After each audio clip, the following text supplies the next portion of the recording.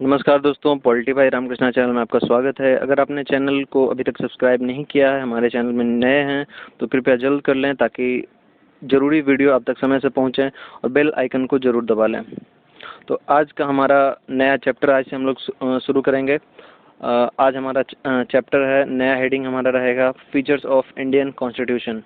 मतलब कि Indian constitution जो हमारा बना उसके क्या क्या गुण थे और वो कहाँ कहाँ से लिए गए।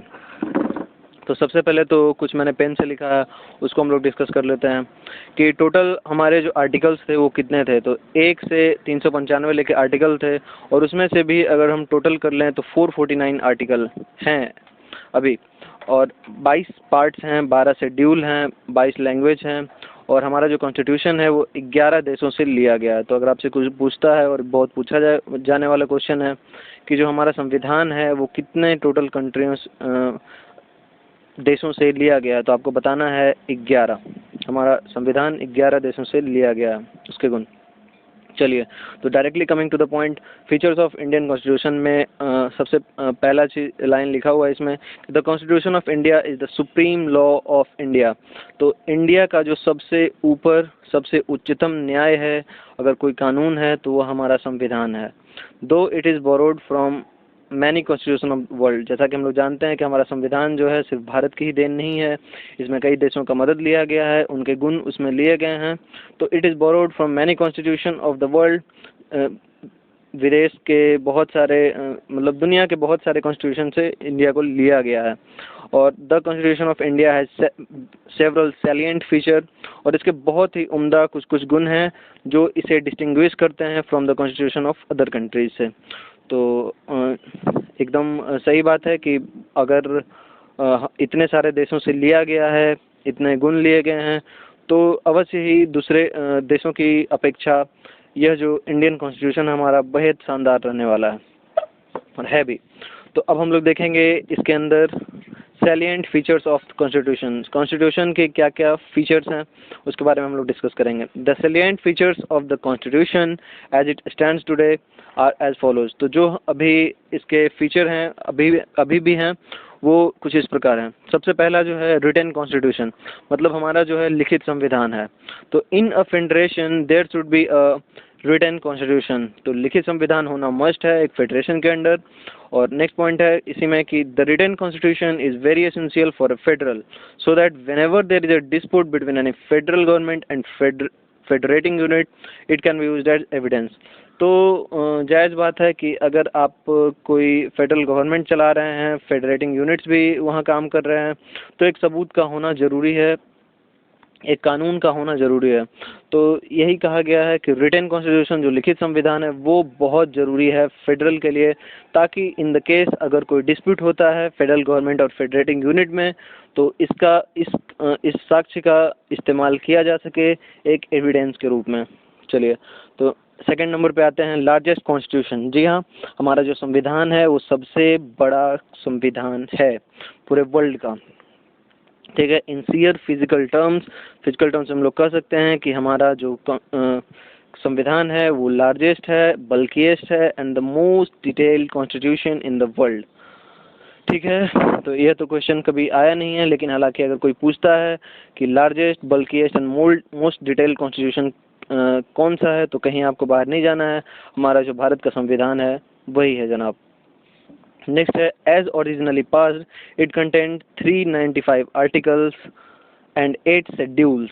तो ओरिजिनली इसमें कितने आर्टिकल थे, कितने शेड्यूल थे, तो क्लियरली मेंशन है कि जब हमारा संविधान बना था उस समय 395 आर्टिकल्स थे और 8 शेड्यूल्स थे। प्रेजेंटली अभी जो है अभी का कंडीशन है, it consist of a preamble, मतलब एक प्रस्तावना है इसमें, अबाउट 395 आर्टिकल्स, 395 धाराएं हैं, जिसको डिवाइडेड इनटू 22 पार्ट्स, जिसको 22 पार्ट्स में बांटा गया है, एंड 12 शेड्यूल्स। तो हमने जैसा कि पेन से जो लिखा हुआ था मेंशन करा था कि अभी के टाइम में 395 आर्टिकल्स हैं और उसे 22 पार्ट्स में डिवाइड किया गया है और 12 शेड्यूल्स हैं। ठीक है, तो इसमें थर्ड नंबर है सोवरेन, डेमोक्रेटिक एंड रिपब्लिक। तो इसमें क्या है कि सोवरेन नेशन किसको बोला जाता है, तो is initially supreme and independent of any outside control. मतलब कि जो हमारा संविधान है वो किसी भी बाहरी दबाव में नहीं आने वाला है, यह उन सभी से इंडिपेंडेंट है, आज़ाद है।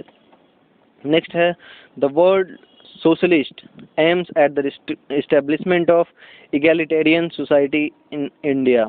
मतलब सोशलिस्ट वर्ड को यहाँ डिफाइन किया गया है कि यह जो है इगैलिटेरियन सोसाइटी भारत में इस्टेब्लिश करने का एम रखता है।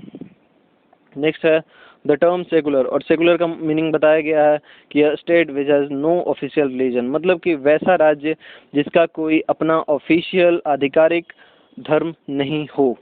तो मतलब कि यह धर्मनिरपेक्ष होने वाला है, सभी धर्मों को समान मानने वाला है, सर्वधर्म संपन्न। नेक्स्ट हम लोग 4th नंबर पॉइंट देखेंगे, parliamentary type of government. In a parliamentary type of government the head of the state is nominal, whereas the prime minister, who is leader of the majority in the parliament, is the real executive। तो इसमें बताया गया है कि हमारा जो government होगा वो पार्लियामेंट्री टाइप ऑफ गवर्नमेंट होगा, जिसका स्टेट का हेड नॉमिनल एक होगा, है ना। whereas प्राइम मिनिस्टर जो है, जो हमारे प्राइम मिनिस्टर होंगे वो leader of majority in the parliament, real executive. और रियल एग्जीक्यूटिव कौन होंगे, तो मेजोरिटी के साथ जो जीते हैं जो नेता, वो प्राइम मिनिस्टर हमारे होंगे। The Indian constitution establishes in India a parliamentary type of government on the British model. तो अगर आपको कोई बोलता है कि हमारा जो इंडियन कॉन्स्टिट्यूशन मॉडल है उसमें पार्लियामेंट्री टाइप ऑफ गवर्नमेंट जो है वो किस मॉडल से लिया गया है, तो आपको बताना है कि ब्रिटिश मॉडल से लिया गया है हमारा पार्लियामेंट्री टाइप ऑफ गवर्नमेंट। ठीक है, तो वैसे तो इसमें 13 पॉइंट्स हैं, पर आज हम लोग सिर्फ 5 डिस्कस करेंगे। तो अंतिम पॉइंट है इसमें partly rigid and partly flexible. तो इसमें है कि हमारा जो कॉन्स्टिट्यूशन है पूरी तरह रिजिड भी नहीं है और पूरी तरह लचीला भी नहीं है, मतलब पूरी तरह फ्लेक्सिबल भी नहीं है। तो देखिए इसमें लिखा हुआ है कि there are certain provisions which can be amended by a simple majority in the parliament. तो मतलब कि कुछ कुछ जो प्रोविज़न है उसको सिंपली मतलब अगर मेजॉरिटी मिल जाते हैं पार्लियामेंट में तो उसको अमेंड कर दिया जा सकता है। हालांकि but there are certain provisions whose amendment requires not only a majority in parliament but also ratification by at least 1/2 of the state legislature. तो इसका मतलब है कि यह जो है यह रिजिड जिसको बोल रहे हैं, तो इसमें सिर्फ और सिर्फ मेजॉरिटी से काम नहीं चलने वाला। जी हाँ, इसमें जो है ये जो अमेंडमेंट अगर होगा तो सिर्फ मेजॉरिटी पार्लियामेंट में अगर हो जाती है तो उससे काम नहीं चलेगा। इसके अलावा चाहिए कि स्टेट लेजिस्लेचर जो है उसका 1/2 रेटिफिकेशन, मतलब उनका अगर सहमति मिलता है तभी यह अमेंडमेंट पास होगा। तो यह हमने देखा पार्टली रिजिड कैसे है हमारा और पार्टली फ्लेक्सिबल कैसे है हमारा कॉन्स्टिट्यूशन। तो आज हमने डिस्कस करा salient feature of the constitution के अंडर कि हमारा जो है रिटन संविधान है, सबसे लंबा चौड़ा संविधान है, लार्जेस्ट कॉन्स्टिट्यूशन है, फिर सोवरेन है, डेमोक्रेटिक है और रिपब्लिक है। हमने इसके अंदर वर्ड देखा कि सोवरेन नेशन किसको बोलते हैं, सोशलिस्ट किसको बोलते हैं और सेकुलर टर्म मतलब क्या होता है। उसके बाद हमने डिस्कस करा कि जो पार्लियामेंट्री टाइप ऑफ गवर्नमेंट है हमारा इंडियन कॉन्स्टिट्यूशन के अंदर, तो उसमें यह पार्लियामेंट्री मॉडल कहाँ से लिया गया है, तो ब्रिटिश से लिया गया है। उसके बाद हमने लास्ट पॉइंट डिस्कस करा कि हमारा कॉन्स्टिट्यूशन किस तरह से पार्टली रिजिड है और पार्टली फ्लेक्सिबल है। मतलब इसमें जो कुछ अमेंडमेंट्स हैं वो डायरेक्टली सिंपली अगर मेजॉरिटी मिल जाते हैं पार्लियामेंट में उनको पास किया जा सकता है। हालांकि कुछ जो है पार्टली रिजिड उनको क्या किया जाता है कि सिर्फ मेजॉरिटी से काम नहीं चलता है, at least 1/2 of the state legislature से रेटिफिकेशन चाहिए होता है। तो that was all in our video.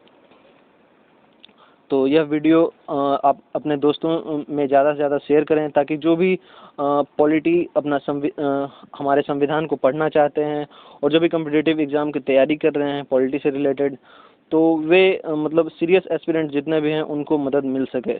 हमारा एम यही है कि हम लोग आपकी ज़्यादा से ज़्यादा मदद कर सकें। तो यह तभी संभव है जब आप हमारे चैनल को ज़्यादा से ज़्यादा शेयर करेंगे। तो हमारे चैनल को लाइक ज़रूर करें, सब्सक्राइब करना ना भूलें। कैसा लगा आपका वीडियो ज़रूर हमें बताएं।